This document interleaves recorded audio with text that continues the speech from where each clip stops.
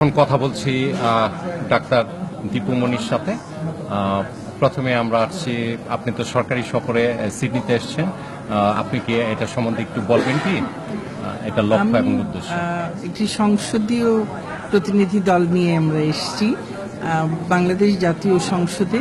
পররাষ্ট্র মন্ত্রণালয় বিষয়ক সংসদীয় যে স্থায়ী কমিটি রয়েছে সেই কমিটির সদস্যবৃন্দ এবং আমি সভাপতি হিসেবে আমরা নিউজিল্যান্ড এবং অস্ট্রেলিয়াতে সফরে এসেছি এবং এখানে আমাদের উদ্দেশ্য হলো এই দুটি দেশের যে দুটি পার্লামেন্ট রয়েছে সেই পার্লামেন্টগুলোর সঙ্গে আমাদের পার্লামেন্টের একটা পারস্পরিক যে সম্পর্ক সেটি বৃদ্ধি করা, আমাদের দুই দেশের জনপ্রতিনিধিদের মধ্যে পারস্পরিক সম্পর্ক সেটি উন্নত করা এবং আমাদের এই দুই দেশের মধ্যে যে সম্পর্ক রয়েছে সেই সম্পর্ক উন্নয়নের ক্ষেত্রেও জনপ্রতিনিধি হিসেবে আমাদের চেষ্টা করা। আর আরেকটি বিশেষ বিষয়ও আমাদের রয়েছে, সেটি হলো যে আপনারা জানেন যে আমাদের জাতীয় সংসদে 25শে মার্চকে গণহত্যা দিবস হিসেবে ঘোষণা দেবার একটি সিদ্ধান্ত গৃহীত হয়েছে এবং বাংলাদেশ সরকারও সেই সিদ্ধান্ত গ্রহণ করেছেন। অতএব এখন থেকে প্রতি বছর আমরা 25শে মার্চকে গণহত্যা দিবস হিসেবে আমরা পালন করব এবং এর মাধ্যমে আমাদের উদ্দেশ্য হলো যে সারা বিশ্বের কাছে বাংলাদেশে যে নৃশংসতম গণহত্যা ঘটে গিয়েছিল, যেটি 1971-এ আমাদের 9 মাস যুদ্ধের সময়ে পাকিস্তানি হানাদার বাহিনী এবং তাদের যারা দোসর ছিল জামাত এবং যে আপনারা জানেন রাজাকার, আলবদর, আল শামস বিভিন্ন বাহিনীর নাম নিয়ে তারা যে অত্যাচার নির্যাতন চালিয়েছিল আমাদের দেশে, যার ফলে 30 লাখ লোক, আমাদের 30 লক্ষ নিরস্ত্র বাঙালিকে তারা হত্যা করেছিল এবং প্রায় 2 লাখের বেশি মা বোনকে তারা ধর্ষণ করেছে, বিভিন্ন রকমের আরো যুদ্ধাপরাধ ঘটিয়েছিল। এই যে জঘন্যতম গণহত্যার যে বিষয়টি ঘটেছিল সেই জঘন্যতম গণহত্যার বিষয়টি কিন্তু সারা বিশ্বের কাছে তেমনভাবে পরিচিত নয়, যদিও এটি বিংশ শতাব্দীর জঘন্যতম গণহত্যার একটি। যেহেতু 1975 সালের 15ই আগস্ট জাতির পিতাকে হত্যার মধ্য দিয়ে, সপরিবারের নৃশংসভাবে হত্যার মধ্য দিয়ে আমাদের পুরো দেশের ইতিহাসকে বদলে ফেলা হয়েছিল এবং 71-এর পরাজিত অপশক্তি 75-এ নূতন করে আবার ক্ষমতায় আবির্ভূত হয়েছিল। সে কারণেই 71-এর ইতিহাসটি কিন্তু ধামাচাপা দিয়ে দেওয়া হয় এবং সারা বিশ্বকে জানতে দেওয়া হয়নি। সে কারণেই সারা বিশ্ব এই বিষয়টি সম্পর্কে জানে না। আমাদের এই গণহত্যা দিবস পালনের অনেকগুলো উদ্দেশ্য, তার একটি হলো যে যারা এই গণহত্যার শিকার হয়েছেন তাদেরকে স্মরণ করা, তাদের প্রতি শ্রদ্ধা জ্ঞাপন করা।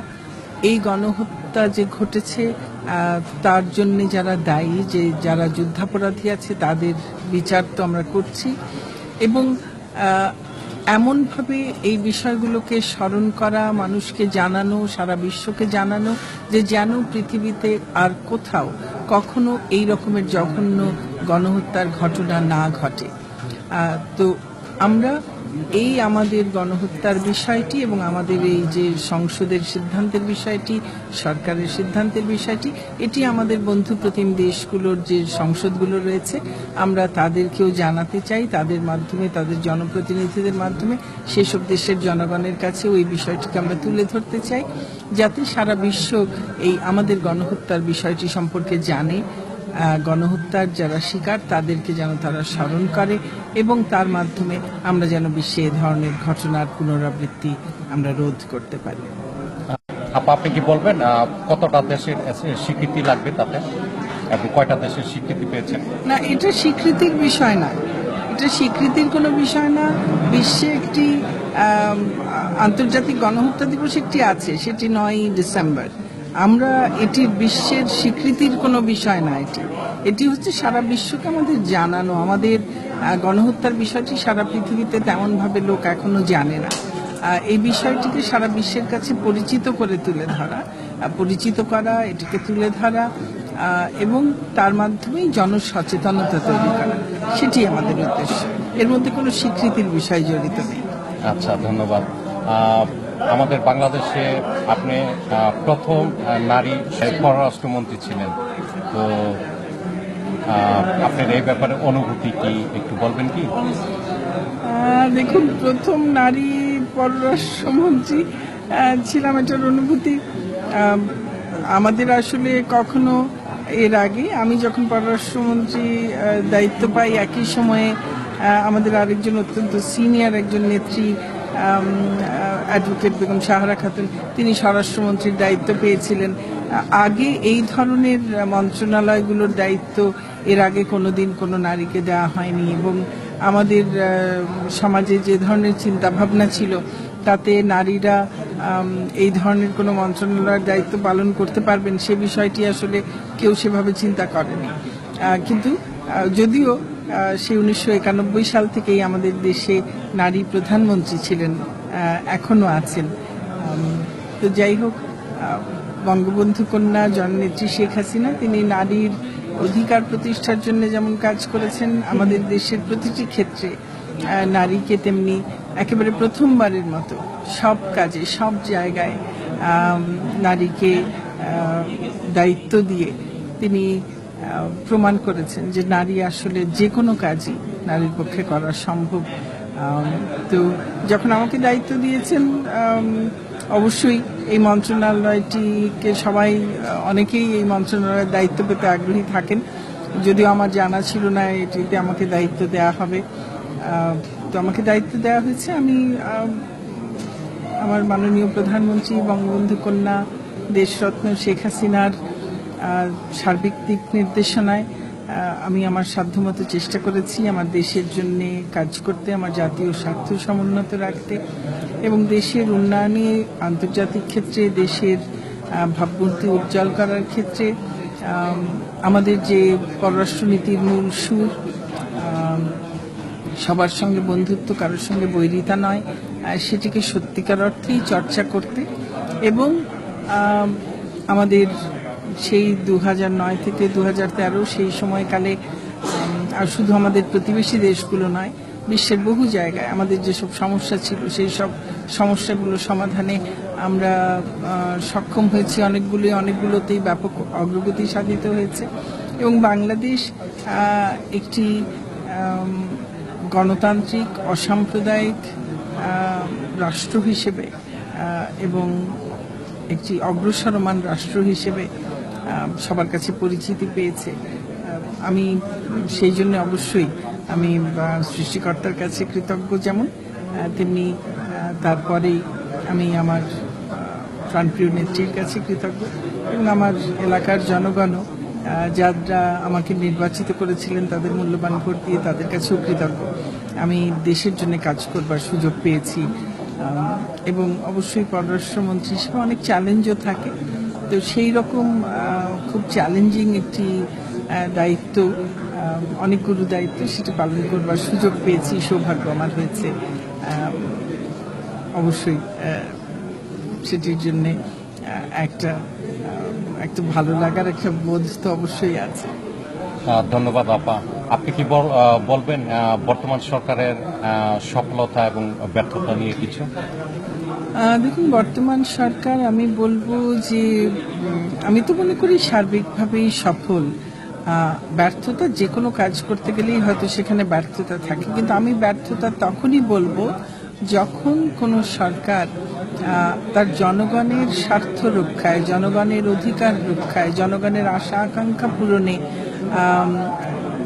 মানুষের আশা আকাঙ্ক্ষা কি, তার চাহিদা কি, সেটা বুঝতে যখন সক্ষম না হয়, আমি সেটিকে বলবো ব্যর্থ সরকার। কিন্তু বর্তমান সরকারের ক্ষেত্রে বর্তমান সরকার জানে, বোঝে যে বাংলাদেশের মানুষের আশা আকাঙ্ক্ষা কি, তারা কি চান, তাদের চাহিদা কি, অর্থাৎ সেখানে তাদের একটি বিরাট সাফল্য রয়েছে। তারপরে সেই আশা আকাঙ্ক্ষা পূরণ করবার জন্য, তাদের চাহিদা পূরণ করবার জন্য কাজ করছে কিনা, সেখানে যদি তারা কাজ না করে জানবার পরেও, তাহলে তারা ব্যর্থ। কিন্তু বর্তমান সরকার যেমন জানে তেমনি সেগুলো পূরণ করবার জন্য কাজও করে যাচ্ছে। কাজ করবার পরে আমাদের মতো একটি দেশ, তৃতীয় বিশ্বের একটি দেশ, যদিও আমরা এখন আর সেই একেবারে স্বল্প আয়ের দেশ নেই, এখন আমরা দরিদ্র কোনো দেশ আর নেই, আমরা নিম্ন মধ্য আয়ের দেশে পরিণত হয়েছি। অচিরেই আমরা ইনশাআল্লাহ মধ্যম আয়ের দেশে পরিণত হব। আমাদের দেশে যদিও জনসংখ্যাকে একসময় মনে করা হতো সমস্যা, কিন্তু আমাদের জননেত্রী শেখ হাসিনা সেই জনসংখ্যা সমস্যাটিকে সমস্যা হিসেবে না দেখে বরং আমাদের জনসংখ্যাকে জনসম্পদ হিসেবে দেখেন বলেই আমরা কিন্তু সেই জনসম্পদকেও সঠিকভাবে কাজে লাগাবার একটা চেষ্টা করছি এবং তার মাধ্যমে দেশ এগিয়ে যাচ্ছে। কারণ আমাদের দেশের মানুষ অত্যন্ত পরিশ্রমী, অত্যন্ত কষ্ট সহিষ্ণু মানুষ। কাজেই তারা যেখানেই থাকছে, এই যে আপনারা বিদেশে আছেন, আপনারাও এখানে কাজ করছেন, শ্রম দিচ্ছেন, আপনাদের জীবনমান উন্নত করছেন, একই সঙ্গে আপনারা এই দেশের উন্নয়নে অবদান রাখছেন, বাংলাদেশের উন্নয়নে অবদান রাখছেন। কাজে এই যে আমাদের মানুষ এই অসাধারণ যে তারা পরিশ্রমী, কষ্ট সহিষ্ণু, দেশের উন্নয়নে কাজ করেন, এই মানুষগুলোকে সঠিকভাবে নেতৃত্ব দিয়ে এই সরকার যেহেতু দেশকে এগিয়ে নিয়ে যাচ্ছেন, মানুষের জীবনমান উন্নত করছেন এবং এমন কোনো ক্ষেত্র নেই যেখানে বাংলাদেশ গত 8-9 বছরে এগিয়ে যায়নি। সকল ক্ষেত্রে এগিয়ে গেছে, কোথাও আমরা পিছাইনি। কাজে আমি বলবো না যে এই সরকারের ব্যর্থতা আছে, কোথাও কোথাও হতে পারে যে আমাদের আরো ভালো করবার সুযোগ আছে। ভালো করবার সুযোগ কোনোদিনই শেষ হবে না, সবসময় ভালো করবার সুযোগ থাকবে। আপনি হয়তো বলতে পারেন এই জায়গায় আরো একটু দ্রুত গতিতে সাফল্য আসতে পারত, হতেই পারে। বৈশ্বিক অনেক রকম সীমাবদ্ধতা থাকে, আন্তর্জাতিক আঞ্চলিক অনেক সীমাবদ্ধতা থাকে, আমাদের পরিবেশগত অনেক সীমাবদ্ধতা থাকে। সবকিছু সীমাবদ্ধতার মধ্যেও আর তার মধ্যে আমাদের দেশে যে সহিংসতা, নাশকতা, দেশ বিরোধী, গণবিরোধী যে অপরাজনীতি আমাদের দেশে জামাত বিএনপি দুষ্টচক্র করে, সেই চ্যালেঞ্জকেও মোকাবেলা করে কিন্তু বর্তমান সরকারকে এগিয়ে যেতে হচ্ছে। কাজেই এই এত চ্যালেঞ্জ মোকাবেলার পরেও এই সরকারের যে বিরাট সাফল্য, কাজে আমি মনে করি যে এই সরকারের আসলে পুরোটাই সাফল্য, ব্যর্থতার জায়গা তেমন নেই। কারণ আমাদের চেষ্টায় কোনো ত্রুটি নেই, আমাদের মানুষের প্রতি যে ভালোবাসা, শ্রদ্ধাবোধ এবং তাদের চাহিদা বোঝার যে সক্ষমতা, সেটিতে আমাদের কোনো ত্রুটি নেই। ধন্যবাদ আপা। আপনি একজন ডাক্তার, আপনি একজন আইনজ্ঞ এবং আপনি একজন রাজনীতিবিদ। কোন পেশা আপনি বেশি সফলতা পেয়েছেন? আসলে আমি চিকিৎসক হয়েছি প্রথমে, তারপরে আমি জনস্বাস্থ্য পেশাজীবী হয়েছি, তারপরে আইনজীবী হয়েছি, কিন্তু এর সবকিছুই হয়েছি রাজনীতি করেছি বলে। কারণ আমি একেবারে প্রথমে শুরু করেছি রাজনীতি, একদম ছাত্রকাল থেকে। তো রাজনীতিটাই করি, রাজনীতিটাই আরেকটু বুঝে আরেকটু ভালো করে করবার ইচ্ছা থেকেই এই পেশাগুলোতে পড়াশোনা করেছি, পেশাগুলোতে গেছি। রাজনীতিতেই সবচেয়ে বেশি স্বাচ্ছন্দ্য বোধ করি। তবে রাজনীতির প্রতিটি কাজেই, প্রায় প্রতিদিনই সকল কাজে আমি আমার এই বিভিন্ন পেশার জন্য যে পড়াশোনা করতে হয়েছে, পেশায় যে অভিজ্ঞতা হয়েছে, সেগুলোকে কিন্তু আমি আমার রাজনীতির প্রতিটি কাজেই প্রতিদিন কাজে লাগাই। আসলে কোনো কিছুই তো ফেলা যায় না পৃথিবীতে, কোনো জ্ঞানই ফেলা যায় না। তো কিন্তু রাজনীতিই করি আমি, 16 আনা আসলে রাজনীতিরই মানুষ। একটা কথা শোনা যাচ্ছে যে আগস্টের পর মন্ত্রিসভায় রদবদল হবে, তো আমরা কি সেক্ষেত্রে আপনাকে মন্ত্রী হিসাবে পেতে পারি?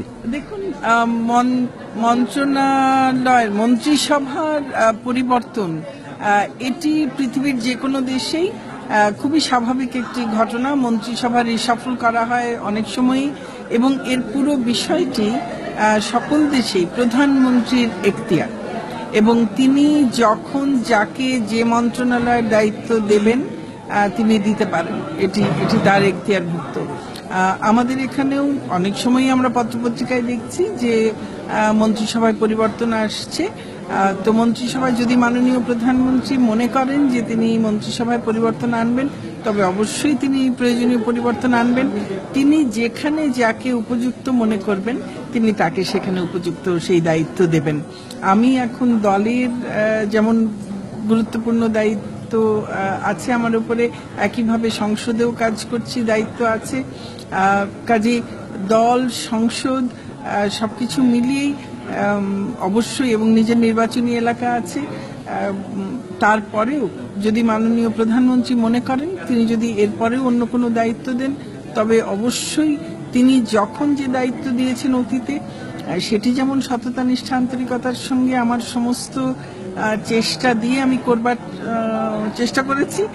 ভবিষ্যতেও যে কোনো তিনি যদি দায়িত্ব দেন অবশ্যই করব, কিন্তু এ বিষয়ে আমি একেবারে কিছুই জানি না। অন্তত আমরা আশা তো করতে পারি।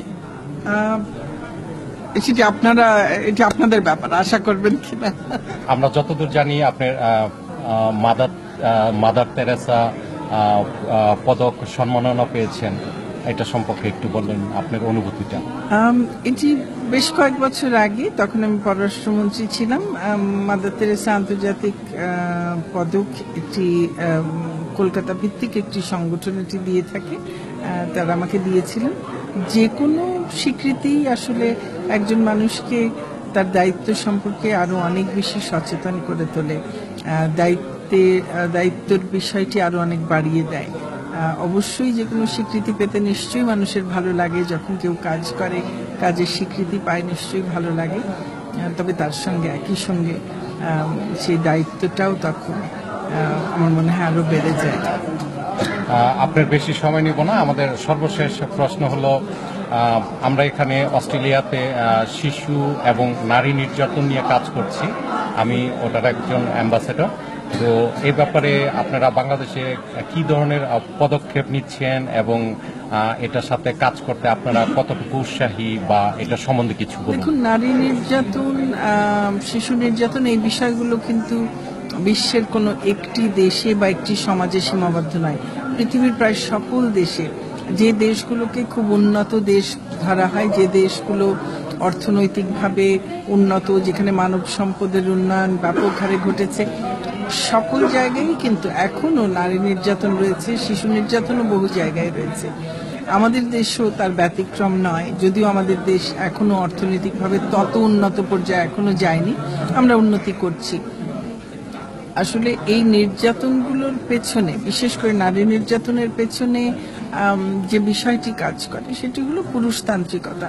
একটা যে চিন্তা, এটা পুরুষ নয় কিন্তু পুরুষতান্ত্রিকতা, এই চিন্তাটি যে নারীকে সমান না ভাবা, নারীর অধিকারকে মানবাধিকার না ভাবা, এবং একটা যে কেউ আমার চাইতে কম ক্ষমতাশালী হলেই, কম ক্ষমতাবান হলেই তার উপরে একটা কর্তৃত্ব দেখাতে গিয়ে তার উপরে একটা অত্যাচার করে ফেলা, একটা নির্যাতন করে ফেলা।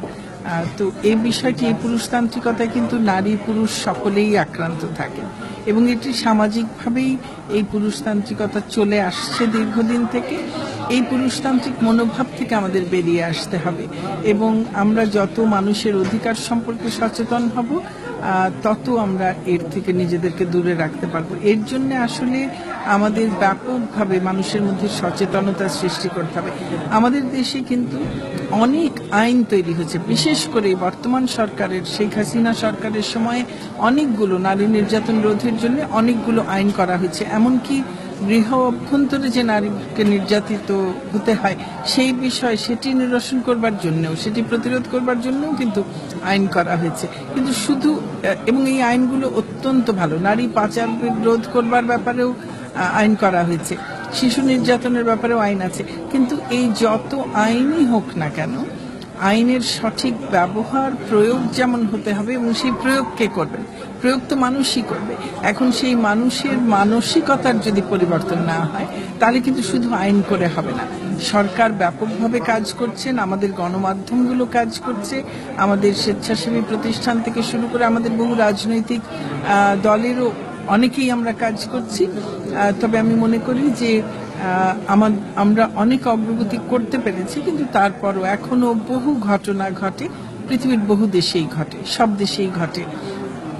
আমরা সেগুলোকে যতদূর সম্ভব, যত দ্রুত সম্ভব একেবারে শূন্যের কোঠায় নিয়ে যেতে চাই, এবং নারী তার মানবিক মর্যাদা নিয়ে, সমান অধিকার নিয়ে সমাজে বসবাস করবেন।